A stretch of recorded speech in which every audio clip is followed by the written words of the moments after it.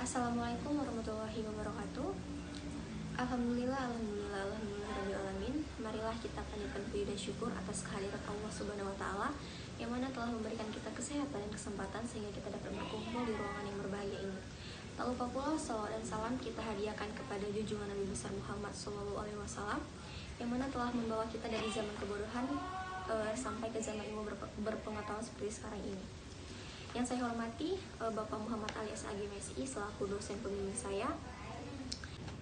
Baiklah, perkenalkan, nama saya Fani Yolanda Duningrum. Di sini saya akan mempresentasikan proposal skripsi saya yang berjudul Komunikasi Publik Puskesmas Saibangan terkait vaksinasi dalam pencegahan COVID-19. Yang pertama, saya akan bahas mengenai latar belakang. Istilah komunikasi atau dalam bahasa Inggris yaitu communication dan bersumber dari kata Latin yaitu communicatio dan bersumber dari kata komunis yang berarti sama. Sama di sini artinya adalah sama makna. Nah, menurut Karl Popper, ilmu komunikasi adalah upaya sistematis secara tegas dalam asas-asas penyampaian informasi serta pembentukan pendapat dan sikap. Dari definisi yang di atas menunjukkan bahwa yang dijadikan objek penelitian bukan hanya sekedar penyampaian informasi, tetapi juga dalam membentukan pendapat umum atau opinion publik dan sikap publik atau public attitude. Laswell sendiri mengatakan bahwa cara yang baik dalam berkomunikasi adalah dengan menjawab 5 pertanyaan. Yang pertama who, kedua says what, ketiga in which channel, yang keempat to whom, dan kelima with what effect. Yang pertama itu ada who atau komunikator, orang menyampaikan pesan. Kemudian yang kedua says what, mengatakan apa atau pesan apa yang disampaikan. Yang ketiga in which channel, yaitu dengan saluran atau media apa pesan tersebut disampaikan. Yang keempat to whom, kepada siapa pesan tersebut disampaikan. Dan yang kelima with what effect atau dampak apa dari pesan tersebut. Maka dari itu, proses komunikasi ini pada hakikatnya adalah proses penyampaian informasi. Sementara itu, berkaitan dengan komunikasi publik, sesuai dengan namanya, komunikasi publik ini adalah proses komunikasi yang pesan-pesannya itu disampaikan oleh pembicara secara langsung atau tatap muka. Maka dari itu, komunikasi publik adalah proses pertukaran pesan dengan sejumlah orang yang berada di luar maupun di dalam organisasi, baik itu secara langsung maupun melalui media.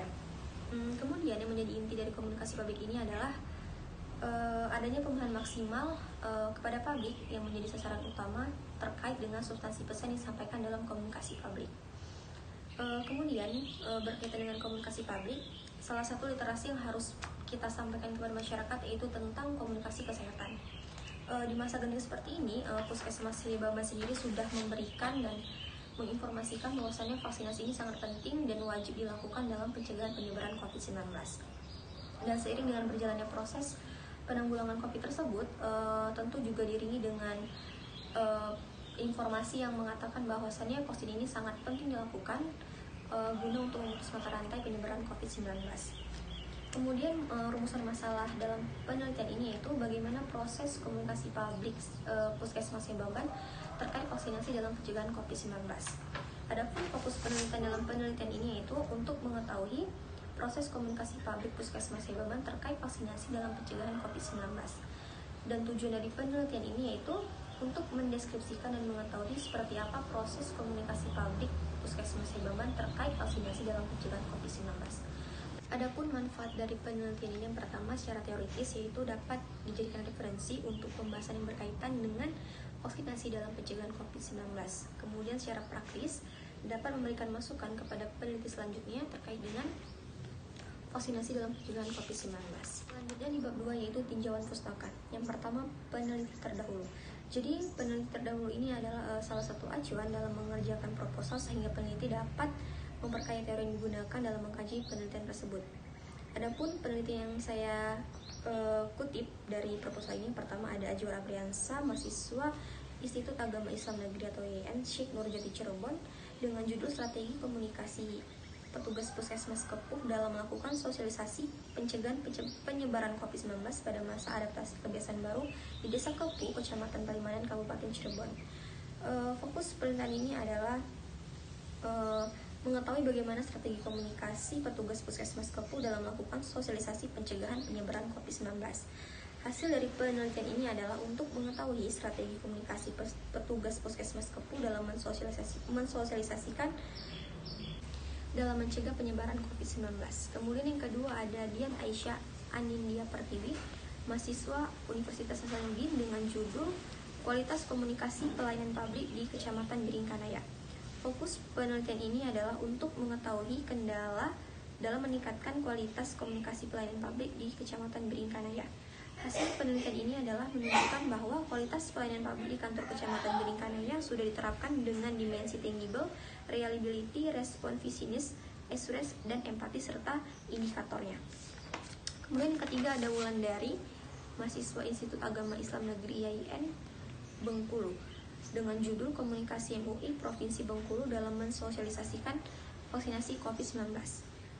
Kemudian yang ketiga ada Wulandari, mahasiswi Institut Agama Islam Negeri, dengan judul Komunikasi MUI Provinsi Bengkulu dalam mensosialisasikan vaksinasi COVID-19. Fokus penelitian ini yaitu menyampaikan pola komunikasi dari MUI Provinsi Bengkulu dalam mensosialisasikan vaksinasi COVID-19, mendeskripsikan media yang digunakan MUI Provinsi Bengkulu dalam mensosialisasikan program pencegahan COVID. Hasil temuan ini yaitu menunjukkan bahwa peran daripada MUI pada Provinsi Bengkulu ini dirasa kurang dalam memberikan sosialisasi vaksinasi COVID-19 kepada masyarakat. Kemudian diharapkan MUI Provinsi Bengkulu segera menyadari betapa pentingnya vaksinasi tersebut untuk dilakukan kepada masyarakat. Kemudian untuk landasan teori yang saya pakai adalah teori Harrod-Laswell, di mana teori ini mengatakan bahwa komunikasi ini menjawab 5 pertanyaan sederhana. Yang pertama, who, siapa atau komunikatornya. Kedua, says what, mengatakan apa. Ketiga, in which channel, dengan saluran apa. Keempat, to whom, kepada siapa. Yang kelima, with what effect atau dampak apa dari pesan tersebut. Kemudian pengertian komunikasi publik. Komunikasi publik adalah komunikasi antara seseorang yang berada di dalam dan di luar organisasi yang disampaikan oleh pembicara secara tatap muka atau secara langsung. Biasanya komunikasi publik ini seperti pidato, ceramah, kuliah umum, dan sebagainya.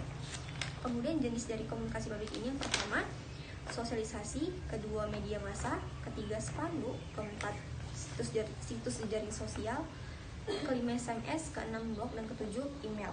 Kemudian fungsi dan tujuan komunikasi publik. Yang pertama, tujuannya adalah perubahan sikap. Kedua, perubahan pendapat. Ketiga, perubahan perilaku. Keempat, perubahan sosial. Adapun tujuan strategis dari komunikasi publik ini yang pertama, penerus informasi, percepatan pengambilan keputusan, memperkenalkan perilaku komunikasi publik, pertukaran informasi, dan pemenuhan permintaan pelayanan publik. Kemudian fungsi dari komunikasi publik ini yang pertama, pemberi informasi, yaitu proses menyampaikan pesan untuk menyebarluaskan informasi kepada orang lain. Yang kedua, menyebarkan informasi yang bersifat mendidik sebagai penyampai komunikasi kepada orang lain. Yang ketiga, memberikan instruksi atau perintah kepada penerima untuk melakukan atau tidak melakukan sesuatu yang diperintahkan kepada dirinya. Kemudian puskesmas. Menurut Departemen Kesehatan RI 2004, puskesmas adalah unit pelaksana teknis dan Dinas Kesehatan Kabupaten atau Kota yang bertanggung jawab menyelenggarakan pembangunan kesehatan di wilayah kesehatan.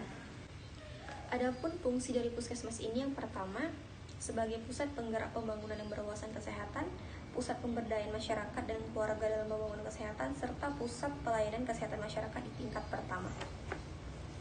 Kemudian dusun yang ada di desa ini yaitu ada Sumberjo Utara, Sumberjo Selatan, Jatimulyo, Jatimulyo Makmur, Sidomulyo, tahun 10, tahun 11, Benteng Teladan, Titi Belangan, serta Koloni 1 dan Pujidadi.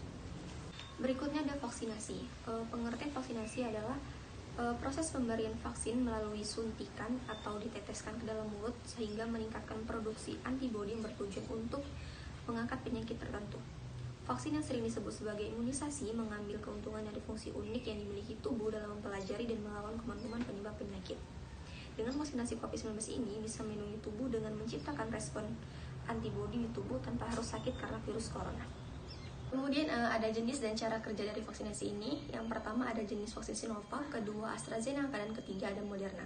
Yang pertama vaksinasi Sinovac. Cara kerja dari vaksinasi ini yang pertama yaitu setelah disuntikan, vaksin Sinovac ini mengandung virus tidak aktif yang akan memicu sistem kekebalan tubuh untuk menghasilkan antibodi yang dapat melawan virus corona di dalam tubuh kita. Dan efek samping dari vaksinasi Sinovac ini itu akan terasa sakit kepala dan akan nyeri di bagian yang telah disuntikan. Yang kedua ada vaksin AstraZeneca. Cara kerja dari vaksin ini adalah dengan cara merangsang dengan membentuk antibodi yang dapat melawan infeksi dari virus corona. Dan efek samping dari vaksin ini yaitu nyeri, memar, bengkak, demam atau menggigil, serta sakit kepala, mual, nyeri dan sendi, dan nyeri otot. Yang ketiga vaksinasi Moderna. Cara kerja dari vaksin ini yaitu menggunakan virus yang dilemahkan seperti digunakan pada vaksin Sinovac dan Moderna. Dan efek samping dari vaksin ini yaitu akan muncul antibodi yang akan melindungi kita dari infeksi virus corona. Berikutnya ada tujuan dari vaksinasi ini. Yang pertama, menurunkan angka kesakitan dan kematian akibat COVID-19. Yang kedua, mencapai kekebalan massal untuk mencegah penularan serta melindungi kesehatan masyarakat. Yang ketiga, melindungi dan memperkuat sistem kekebalan tubuh secara merata. Berikutnya ada pengertian COVID-19. Pengertian COVID-19 ini adalah penyakit yang muncul pada tahun 2019 yang pertama kali di Wuhan, China, sehingga saat ini menyebabkan pandemi hampir di seluruh dunia. Gejala dari virus ini yaitu batuk, demam, pilek, serta sesak napas. Dan beberapa orang yang terinfeksi tidak menunjukkan gejala dan merasa sehat, dan sebagian dapat pulih dengan sendirinya. Sedangkan sebagian lainnya mengalami perburukan kondisi sehingga mengalami kesulitan bernapas dan perlu dirawat di rumah sakit. Kemudian cara penularan dari COVID-19 ini yaitu dengan tertular dari percikan batuk dan bersin atau benda-benda yang memang tertular akibat terkontaminasi dari orang yang terkena sakit COVID-19. Adapun beberapa cara untuk mencegah penularan COVID ini, yang pertama mencuci tangan dengan sabun dan air mengalir serta memakai antiseptik. Yang kedua, menjaga jarak dengan orang lain minimal 1 meter. Yang ketiga, tetaplah di rumah agar tidak tertular oleh orang lain terkena COVID. Lanjut yang terakhir yaitu bab 3, metode penelitian. Yang pertama ada lokasi penelitian. Jadi lokasi ini terletak di Puskesmas Sebamban, Dusun Titibelanga, Kecamatan Batang Serangan. Yang kedua, pendekatan penelitian. Dalam penelitian ini, pendekatan yang digunakan adalah pendekatan kualitatif yang bersifat deskriptif. Jadi data yang diperoleh dari pendekatan ini yaitu berupa kata-kata, lisan, atau ungkapan dan gambaran di mana tempat tersebut diperoleh dari hasil wawancara dan pengamatan. Selanjutnya ada sumber data. Sumber data ini dibagi menjadi 2, sumber data primer dan sumber data sekunder.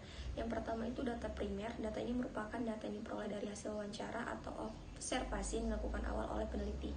Yang kedua, data sekunder merupakan data yang berupa hasil catatan, laporan, dokumentasi, atau arsip yang telah dipublikasikan dan tidak dipublikasikan. Berikutnya informan penelitian. Jadi informan penelitian ini adalah orang-orang yang bisa memberikan informasi terkait data yang diteliti oleh penulis. Berikutnya ada teknik pengumpulan data, yaitu terdapat observasi, wawancara, dan dokumentasi. Yang terakhir ada teknik analisis data, yaitu terdapat reduksi data, penyajian data, dan penarikan kesimpulan. Baiklah, sekian presentasi dari saya. Akhir kata saya ucapkan wassalamualaikum warahmatullahi wabarakatuh. Berikutnya saya akan menjawab pertanyaan terkait proposal skripsi saya. Alasan memilih judul ini yaitu karena judul yang saya ambil ini masih berlangsung fenomenanya, yaitu tentang pentingnya vaksinasi bagi masyarakat. Kemudian teori apa yang saya pakai, yaitu saya menggunakan teori komunikasi Harold Laswell, di mana teori ini mengatakan atau mempunyai unsur 5 pertanyaan, yaitu who, says what, in what channel, to whom, and with what effect. Kemudian mengapa menggunakan teori ini?